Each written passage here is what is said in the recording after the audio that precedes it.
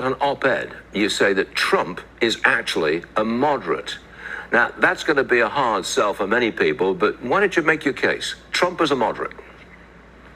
Exactly. So, the media is really trying very hard to portray the election as a choice between an old man and an extremist, right? They portray Donald Trump as the most extremist threat to democracy.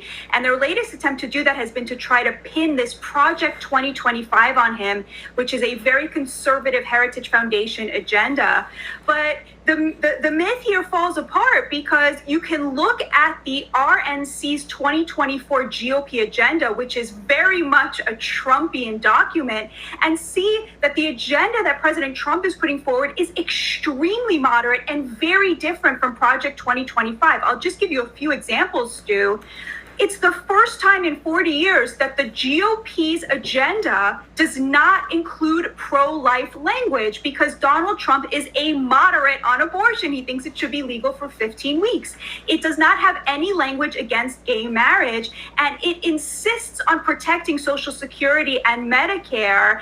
And these are just a few of the ways in which Donald Trump's agenda really represents where the vast majority of Americans are at. He promises to control the border. He promises mass deportations, which may sound extreme, but Stu, 60% of Americans want that, and they think that they feel represented by that view. Donald Trump is a moderate, and that is why they portray him as an extremist, because the real threat is that the American people will realize that Trump is a unity candidate. All right, guys. So once again, we got to talk about the Young Turks, okay? And one of the reasons why is because there have been some interesting conversations between Cenk and Anna. I have enjoyed listening to the left fight amongst each other about whether or not Biden should drop out.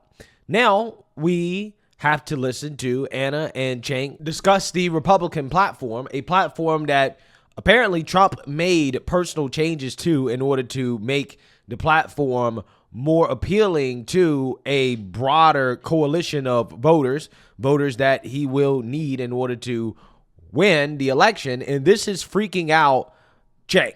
Okay, it's freaking him out because he's afraid that Trump is going to win. And in the middle of his Trump deranged rant, Anna Kasparian is going to check Cenk and his Trump derangement. And it is pretty fascinating to watch, okay, as Anna has become a critical thinker, right? She may be the only critical thinker at the Young Turks because she seems to be the only host that can put aside her Trump derangement in order to think objectively about what a next Trump presidency may or may not look like. So without further ado, let's get into it. So as I saw this platform, I thought there's a couple of things that are pretty dangerous in there, and I'll get to those in a minute. But overall, I thought, oh no, we're so going to lose. Obviously, because of Biden, we're already toast. But even if you were to get Biden out, we have some catching up to do. Why? Because that document is pretty populist. It is. And he keeps talking about the voters. Yep. I know for Democrats, they're like, whoa, who are those? Yeah, the people that Democrats like to disrespect on a regular basis. Yeah, no, so don't get me wrong. I know Trump's a con man. Nobody's talked more about what a con man he is than I have. And I know that those scary parts of that he might actually do. The parts where he protects Social Security and Medicare, not necessarily so. But as you read, again, it's just so funny how Cenk believes that Trump is actually going to cut Social Security and Medicare. And see, this is what Democrats love to do, right? Instead of having a real conversation about Social Security and Medicare and entitlements and the fact that if we're going to actually do anything about the debt and the deficit, that we need to reform Social Security, we need to reform entitlements, we're going to have to make some tough decisions. No. They just always fearmonger about how the GOP is going to cut it, okay? Even though we do need reform, okay? We do need to make changes. See, what progressives want to do, they just want to keep spending government money that we don't have, okay, until it eventually becomes worthless. This is what they want to do. So what I find to be fascinating and also a very good sign is that clearly these people are not excited to vote for Joe Biden. And because they loathe Democrats, they don't believe that Democrats care about voters, that makes it more likely that they will sit out, okay? That they will decide that, hey, you know what? I'm not going to vote for Joe Biden because I'm just so disillusioned with the Democrats that I'm just going to sit it out, okay? And I'm not saying that Cenk and Anna will do that. I'm saying that hopefully people who think like them, okay, or on their side of the political aisle, they will come to that conclusion because they're so frustrated with the Democrat Party. The document from an analysis point of view, I thought this is going to be fairly effective. And he's taken out most of the crazy radical stuff and the stuff that isn't popular. You know why? Because he's a con man. And what a con man does is get you to believe in him. So he tells you what you want to hear. But in politics, that's what you're supposed to do. Now, what would be amazing is a politician who tells you what you want to hear and then delivers it. Oh my God, give us one in our lifetime, please, right? So Trump tells you what you want to hear and then doesn't deliver it, but at least he's savvy enough and his team is savvy enough to tell you the things you want to hear and to take out the ones you don't want, like abortion, right? I'm gonna say something that you're gonna disagree with, but this is my view of Trump versus whoever the Democratic candidate typically is. Trump actually listens to his supporters. And I'm gonna give you a few examples from his first term. He was itching to go to war with Iran. You remember that? He was itching for it. But the America First MAGA crowd, they're kind of isolationists. They don't want more war. And so I remember seeing headlines and I remember seeing commentary from his supporters saying that they didn't want him to go to war with Iran, and he listened. Well, here's the thing. I don't think that Trump was itching to go to war with Iran. I think that Trump was demonstrating peace through strength. Sometimes you have to make some tough decisions. You have to essentially sacrifice some individuals in order to show a foreign adversary that you're not effing around. Okay? You're not playing games. And that's what Trump did. And ultimately, people said the same thing about North Korea. When Trump first got in office, they was like, oh, well, he's going to escalate us into a war with North Korea. But turns out, no, Trump only did that to show that, hey, I'm not effing around. Eventually, that led to peace. That led to Trump making a historic visit to North Korea. And eventually, we had somewhat better relations, okay? Somewhat better, okay? We don't have to deal with Rocket Man too much anymore, even though he started making a little bit of noise again. But again, under the Trump administration, for the most part, he was a non-factor because Trump put him in his place, okay? Trump moves differently when it comes to foreign policy, and that's what I love about Trump. His foreign policy is the one thing about Trump that I trust the most, okay? There's not anybody else I can think of that I would much rather have leading this country from a foreign policy perspective than Trump, okay?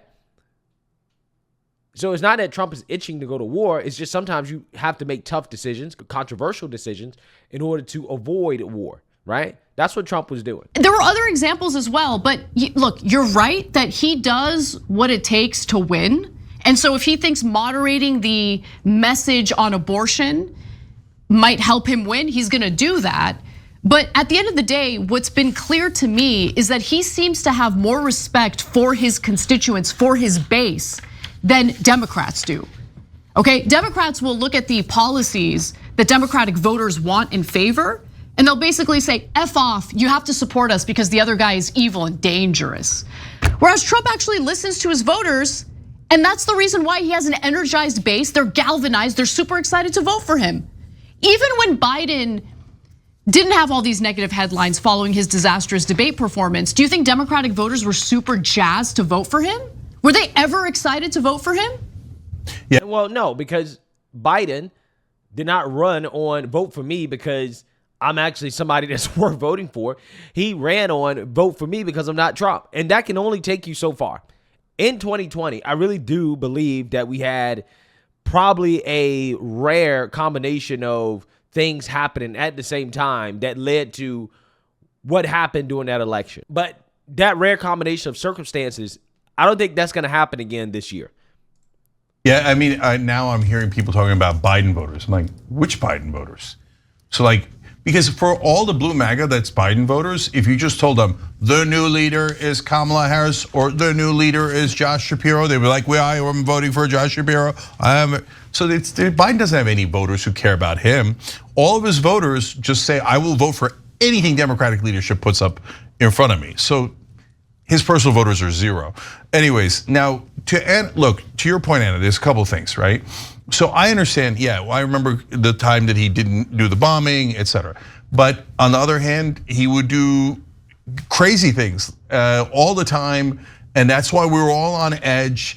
And he would lie to you and tell you he was a populist, and then pass a giant tax cut for corporations. Which ended up being good for the country, okay? And it just wasn't a giant tax cut for corporations. It was a giant tax cut for the American people. And it ended up helping the economy. This is why the Trump economy was so good, because of his economic policies. But again, these people continue to try to characterize Trump's economic policies as if they're bad. They were terrible for the country, and that's just simply not the case.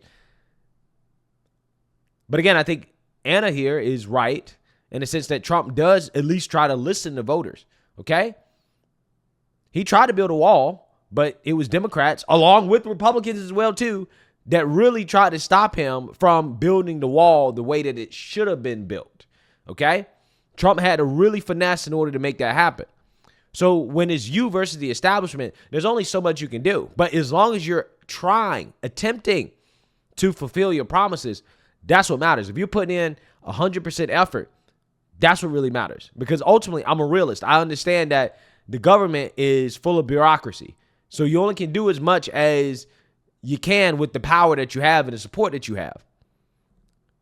On Trump's major promises, like he promised a tax cut, he delivered. On the wall, he attempted to deliver. He didn't deliver to the extent that we would have liked him to have delivered, but he delivered. We didn't have any more foreign wars. He was pulling us out of places like Afghanistan, out of Syria, despite the fact that his advisors were going behind his back and trying to keep troops in parts of the Middle East like Syria, where Trump was like, no, why are we here? So again, on some of the major promises that Trump made, he at least attempted to do something. Again, he didn't get everything, but no politician ever gets everything that they promise, right? It's about, are you trying? Most record-breaking gift to corporate rule that any president's ever done. So let's not forget that he's actually totally full of crap. So, but I separated out to reality and the policies and what's smart politics in terms of what's gonna help him get elected or not, right? So when you look at smart politics, I look at number 5 and number 6 on this list. And they say, stop outsourcing and turn the United States into a manufacturing superpower. Now, can he really do that? Not really.